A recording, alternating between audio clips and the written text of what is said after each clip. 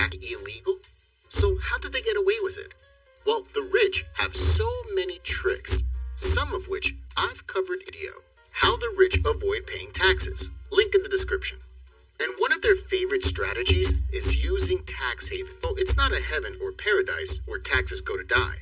So how does this tax haven actually work? In this video, what a tax haven is, how it works, some famous examples, and the solutions. So let's get started. Section is a tax haven. So the word tax haven comes from tax, which is, well, tax, and haven, which means or refuge. Yeah, it's haven, not heaven. So a tax haven is a country or territory that people can pay very little to even no taxes at all. And not only that, a tax haven also provides strict privacy. Won't tell anyone who's putting their money there. Sounds like a dream come true, right? With little to no taxes, combined with and privacy, it makes tax havens really a heaven and paradise for rich guys and companies that do not want to pay tax. Actually, there isn't one clear definition of a tax haven, which is why some people might say country X is a tax haven. It's not. But to be considered a tax haven, a country or territory typically has three main criteria. For no taxes. Taxes like income taxes, corporate taxes, or other taxes are super low or don't exist. It is strong privacy. Your identity will be kept secret and rarely disclosed. Third is stable. A country is politically and economically stable, so people feel safe keeping their money there. So now you already know the tax haven. So how does a tax haven work? Well, we'll talk about it in the next section. Section 2. How does a tax haven? Since not paying taxes is often seen as unethical or controversial, tax havens use clever and complicated to allow people and companies legally to pay little or no taxes without making it look too obvious. And of course, just hiding the money under a mattress. If you watch my previous video about how the rich avoid paying taxes, I've explained strategies of using a tax haven, which are CFC and transfer pricing. But in this video, I will explain it again with other tricks. The first trick is a CFC, or a Controlled Foreign Corporation. A controlled foreign corporation, a company set up in a tax haven, often used to shift profits to these tax-friendly countries, avoiding higher. For example, Apple, the company that makes the iPhone and other electronic stuff, avoided paying a huge, about $44 billion in just 3 years, from 2009 to 2012, by setting up. A shell company is a company that doesn't exist physically. No office, no employee, it just exists. A shell company is commonly used to either hold money or take benefits from tax havens' weird tax laws. First shell companies was called Apple Corporation Euro in Ireland. So in Ireland, a company is taxed based on it, while in the United States, a company is taxed based on where it is registered. Apple took advantage of this difference. Being a company in Ireland, the US did not tax the company because it was registered in Ireland. Additionally, by having management states instead of Ireland, Apple avoided Irish taxes as it's controlled in the US, not Ireland. So the result got no tax at all. The second trick is transfer pricing. This is when a company moves money from its home country by making internal transactions. This helps shift profits to places with lower tax rates. For example, Shoes Company, a company in the US, sells a new shoe model and get $2 million in revenue. After subtracting the company got $1 million in profit. Normally, if they made $1 million in profit, they'd pay around which is $210,000. But instead of paying that, Shoes Company decides to use a tax haven which has 0% corporate taxes.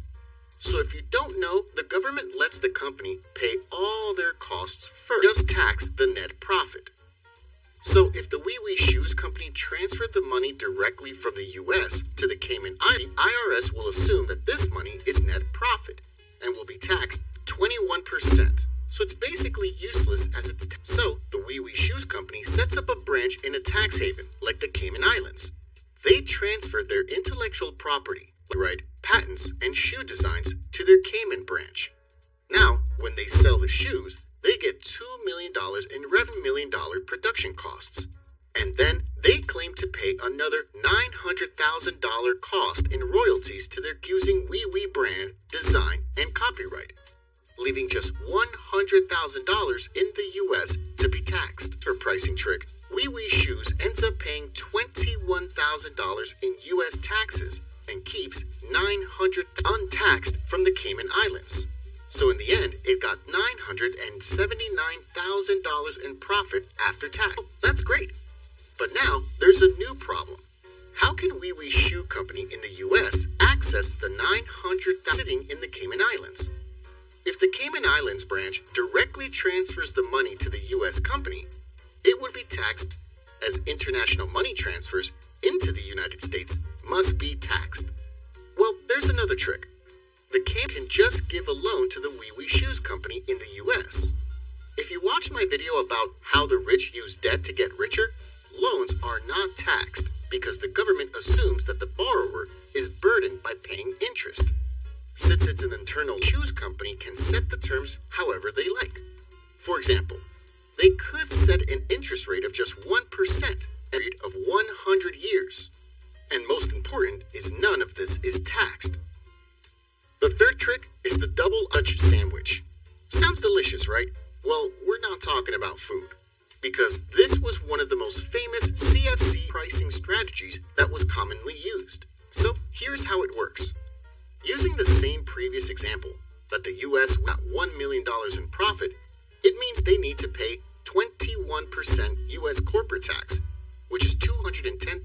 And of course, the company does not want to pay that much. So this time, the company uses the double Irish-Dutch sandwich strategy to first, Wee Wee Shoes Company sets up a company in Bermuda, a tax haven with a 0% tax rate.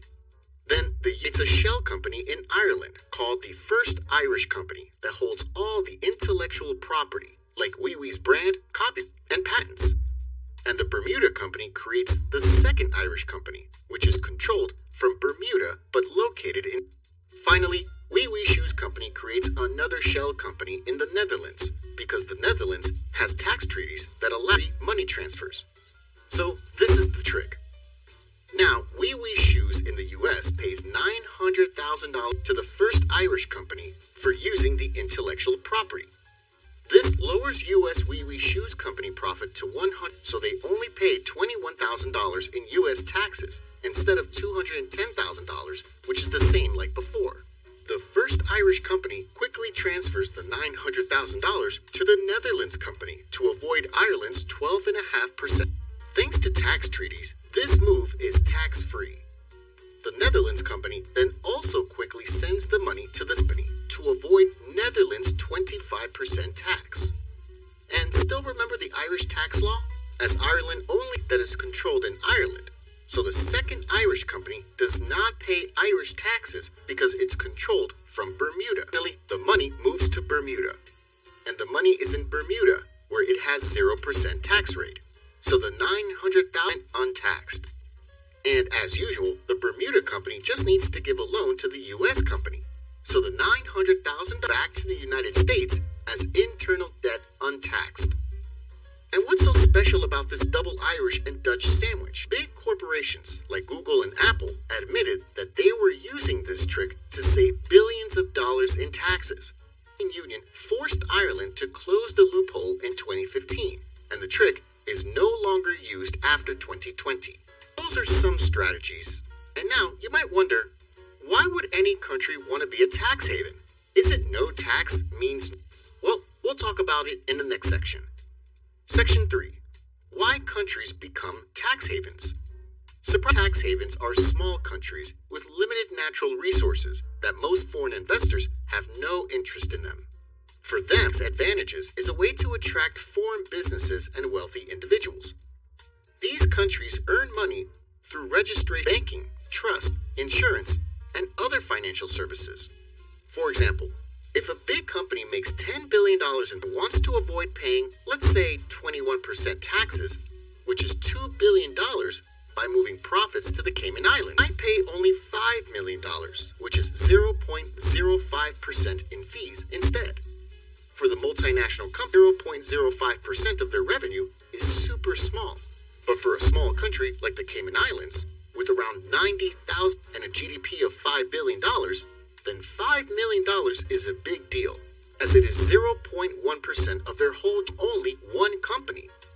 If there's 10 companies, it's already 1% from their whole GDP. What is corporations can mean everything for small tax havens. Section 4.